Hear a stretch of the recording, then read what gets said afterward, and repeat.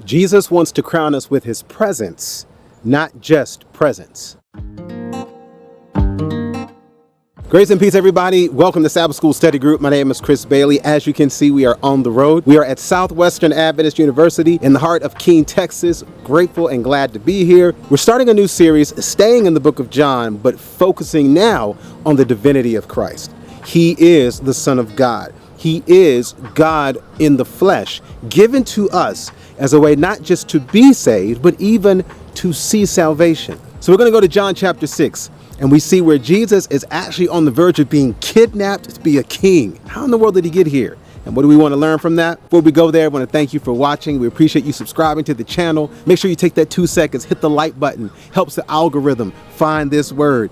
And we would really appreciate it if you would push this on to someone else. Share it with somebody. We don't do social media. We depend on you to be social. And then if this is not enough, always go over to the website. That's changeministry.org. There's studies, there's videos, there's recipes, but more than anything, there's hope. In John chapter 6, Jesus is doing what he does. He's here, he's saving, he's serving, and he's showing us the love of God and his desire to be willing to be our priest. But before he becomes our priest, he actually serves as a chef.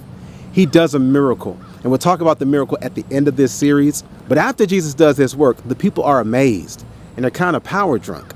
Because it says in John 6:14, then those men, when they had seen the miracle that Jesus did, this is of a truth that prophet that should come into the world.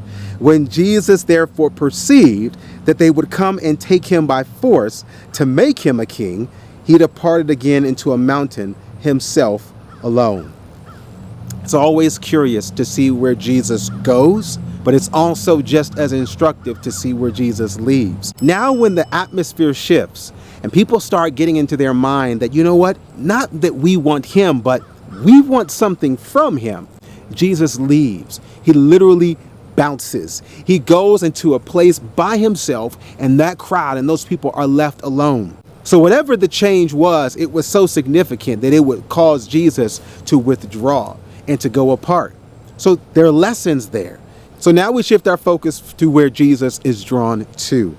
In John chapter 6, verse 18, it says, and the sea arose by reason of a great wind that blew. So when they had rowed about 25 or 30 furlongs, they see Jesus walking on the sea and drawing nigh unto the ship. And they were afraid. But he saith unto them, it is I, be not afraid.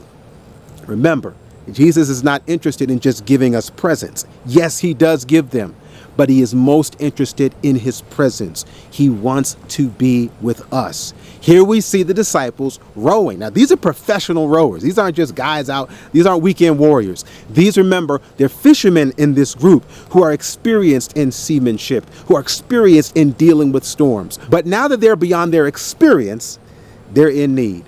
They are in such desperate need that Jesus shows up because he's more interested in giving us his presence than giving us presents. He doesn't give them fish. He doesn't give them bread. He doesn't feed them when they're in the storm. He delivers them through the storm, and he brings them over even to the other side to show us how badly he wants to be with us. So here we are in Daniel chapter 3, and it says that he, King Nebuchadnezzar, commanded the most mighty men that were in his army to bind Shadrach, Meshach, and Abednego and to cast them into the burning fiery furnace. This is where we're going to see the presence of God more significant than the stuff of God. It says, and these three men, Shadrach, Meshach, and Abednego, fell down, bound into the midst of the burning fiery furnace. And he answered, the same king, he sees and answered and said, lo, I see four men loose, walking in the midst of the fire, and they have no hurt. And the form of the fourth is like the Son of God. Where is Jesus? He's in the midst. And he's not just in the midst, he's in the mess. He's in the mess in a fiery furnace. These brothers have been bound and restrained so that they don't escape. When they fell down, they should have been dead because the ground was so hot because of what was going on in the furnace.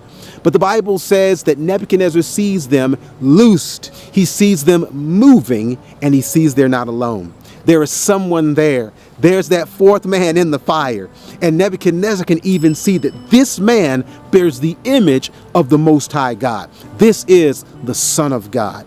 God in the flesh is also God in the fire. And it shows us that Jesus is interested more so than just giving to us. He's interested in being with us in every circumstance, whether it's the storm or a fire.